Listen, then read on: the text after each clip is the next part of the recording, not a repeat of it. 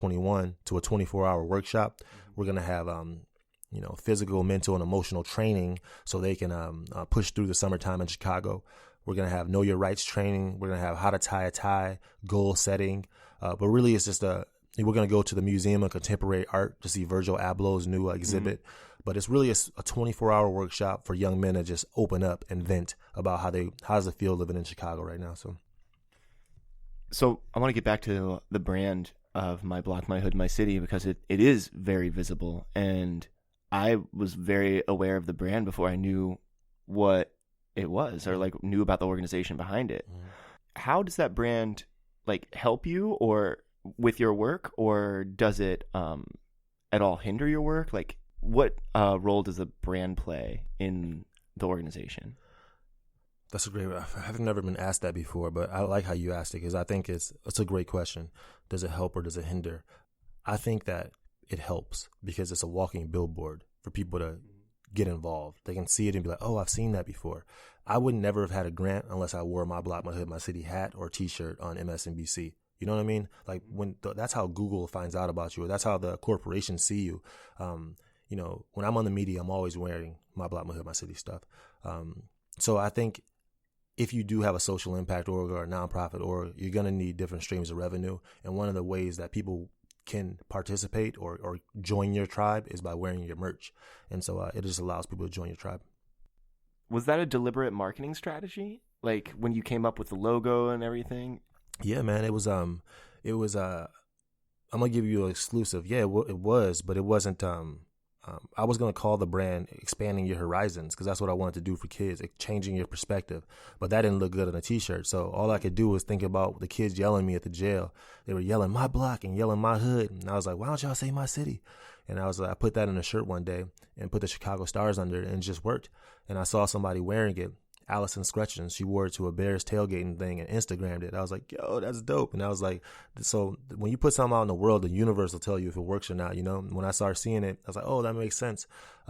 So yeah, man, it was definitely a strategy. I got my master's degree in internet marketing.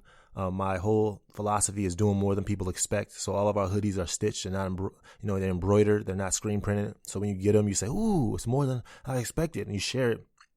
They last a long time, and they're Chicago, so Chicago. So people from all over the world wear them, though, all over the world. So yeah, that's amazing. So I want to talk about like the future of your organization. We've talked about how you started it and kind of where you've been up to now with it. What do you think My Block, My Hood, My City is going to look like 5 years from now? Right now, we're in 8 schools. I believe that 5 years from now, we'll be in 20 schools in Chicago. And I think our Explorers program will be, we'll have more than one cohort in those schools. So right now we only have 15 kids per school. I think 5 years from now we have 30 to 45 kids per school. I think traveling is transformative, and I think more high schools in Chicago need to focus on exposure for youth. Get kids a step. Like, you're not going to go to college downstate Illinois if you never left your neighborhood. Right now, we take kids on 10 trips a year and expose them to 10 different professions. I would like those kids to be exposed to, over the course of their high school career, 50 different professions so they can have more options or know what's available to choose from. So 5 years from now, I see our Explorers program being in, about 20 schools in Chicago. I see us working in different cities, like, maybe a Milwaukee or Detroit or a St. Louis, having My Block, My Hood, My City branches that way, because exposure can work for kids in Panama or Stellenbosch, South Africa. Kids are isolated everywhere and need exposure. I think the brand is so visible that businesses want to host our students. So I would like to other cities to say, other business centers and cities to say, hey, I want to expose kids to our to downtown area too. So I think that's the way it's going to go with as far as Explorers program. As far as I see economics getting kids jobs. I see our youth-led summer tours being a big thing. We are now taking police officers and healthcare professionals on tours of the neighborhoods they serve, and they get to see the community through an asset-based lens of the youth as opposed to always the deficits. A lot of times the police officers only interact with people in the community in high stress situations, but when they walk the community and get toured, be hosted by youth, they get to meet people in different settings, and it helps them. Also gives the youth an opportunity to present and talk about the history of their community. I just think it's one of the best ways to tour Chicago is through a 3-hour walking tour and hearing about it from youth. You can do that at formyblock.org as well. It's called Youth-Led Summer Tours. I'd like to replicate that in more communities than just one. And then as far as community organizing, we work with about 50 block clubs now. I think, 5 years from now, we'll have a couple hundred block clubs, and that'll be a ecosystem of block club captains or community captains that can share ideas and learn from each other. We shovel snow for seniors.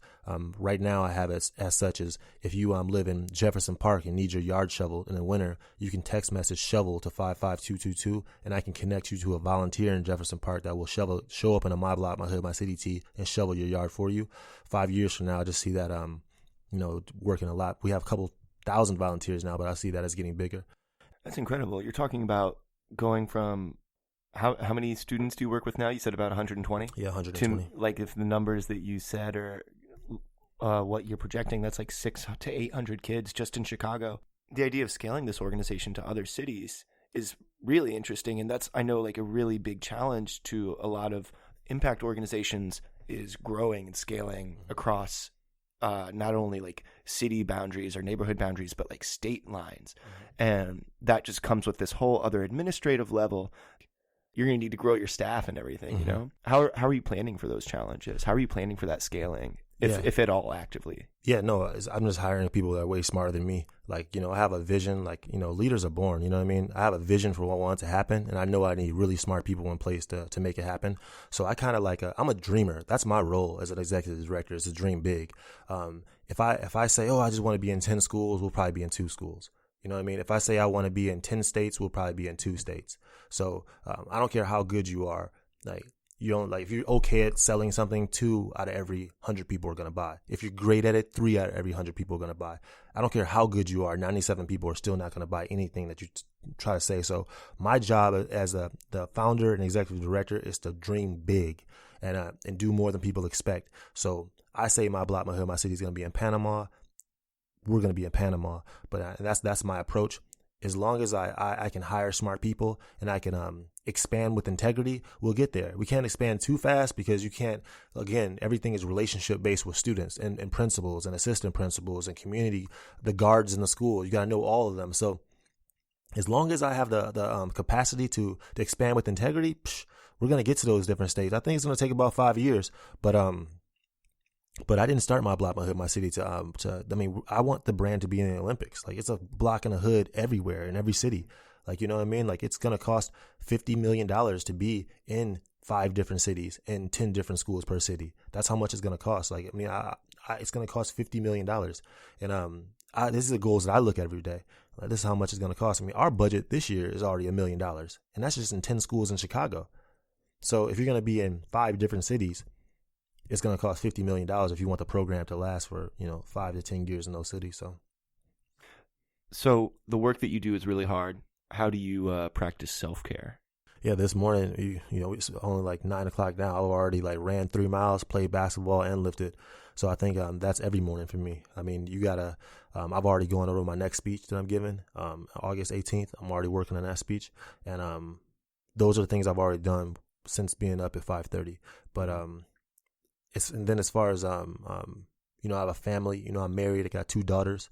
I get to play soccer in the backyard with my daughters. My 1-year-old daughter, I get to hug her and kiss her this morning and go over my speech with her, listening to me. But yeah, that's how I'm not really good at that part.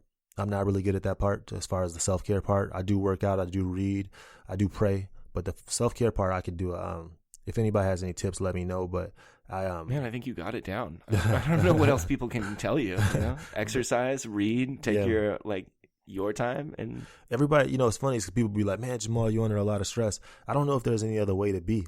This ain't stress to me. This is what I knew would happen. I grew up homeless. This ain't nothing to me. You know what I mean? This is I slept on porches, drug dealers knocking on my door. You know what I mean? This is nothing to me. This is having a home foreclosed or have water going off. That's nothing to me. I'm gonna make sure my program makes it. I'm not worried. This is I grew up homeless. You know what I mean? So that I'm prepared. And so I feel what I'm doing now, though, is I'm trying to make sure that my daughters don't have to suffer the way I did. So how can I save money from every paycheck for them? How can I make sure my home is paid off so they can have the equity, and really, man, I don't want much. You know what I mean? I want my life to be used to be a mayor of Chicago and change things in the city. But Jahmal Cole, I could literally I could move to Zimbabwe and have a small farm and play ukulele. And I'd love it. So Sounds great. It does. And so, I'm going to do this. If it don't work out, I'm going to do something else. You know what I mean? But I feel like I don't have a plan B. I don't even believe in that kind of stuff. I just say, hey, man, like, Zimbabwe right now is Chatham to me. I'm going to fix block club signs in Chatham, put community gardens in Chatham. And that's going to be like, I got a garden in my backyard. I could play ukulele there. So. And so, talk about how you manage your staff at My Block, My Hood, My City. How do you encourage them to engage in self-care, and how do you support their work? Managing people is tough, but I think one of the things we did this year was we hired a COO. Her name is Cynthia Alfaro, and she's been a game changer for us as far as just her internal leadership has been huge. Her strengths are like organizing meetings and making sure they flow well, and then positive interactions and communication. I think she's, every team has a captain. I would say she's probably our captain. She really keeps people, she keeps everything flowing better. I don't sleep really, and so I'm always like up, and I'm always like, if you ask me, boom, I can like over a small email, I might just blow up and be like, yo, you didn't respond right away. You didn't respond within an hour. I want us to be responsive. And I think sometimes that's that aggressive energy. Sometimes it's tough, but man, I feel like in order to have a great team, the leader has to step back so his team can grow. So I think me reading books about leadership has helped. I'm reading right now the captain class. I talked to Coach Nagy for the Bears about a month ago, and I was like, hey, what books do you suggest I read? And he told me to read the captain class, and he told me to read the legacy. And I love Coach Nagy because he's, after the tough losses, he always is in a good mood. I said, how do you lose to the Packers and be in a good mood? He was like, well, I was proud of our guys. I know how far we've come in the last year, and I know that how it looks to the media, but I know what it is inside of these walls, And so I like his temperament, and so I'm trying to learn how to be a better manager. But I'm a leader, but managing people is a different beast, and I think that you have to get help. You check your ego at the door. If you want your team to survive, if you want to thrive, you better hire people that are smart, man. You really better, because if you're the smartest person in the room, something's wrong. If it's about you, then you're not going to do this. But if it's about the students, if it's about the community, then you'll get a very, very smart people around you, so you can so the whole thing can grow. And so I've learned through the firing line of experience, through a lot of failure. But I would say, boom, my staff has been around for a couple of years. I'm paying the bills. We haven't missed no payments. We paying health care. We take vacations. We eat out every week. We do a team activity every week. There's no better place to be within My Block, My Hood, My City. We have no office, so the communities are our classrooms. We travel once a week and eat in a different space in Chicago. Yeah. All right, we're going to be right back. We'll do some Chicago hot takes. Dope. Hey, UC3P listeners. I'm Thomas. And I'm Nick. In the United States, public faith in the military remains sky high, while trust in other government institutions sinks to an all-time low. At the same time, fewer than 1% of Americans will ever serve in the armed forces, and the cultural divide between active duty troops and the civilian population continues to widen. UC3P presents a new series, Thank You for Your Service, where we take a deep dive into the complex world of civil-military affairs. We'll address the politicization of the military, defense policy in the news, and the importance of staying informed in a democracy. Join us on Apple Podcasts, Spotify, or wherever you get your podcasts as we explore how our professional military institution relates to the society it serves.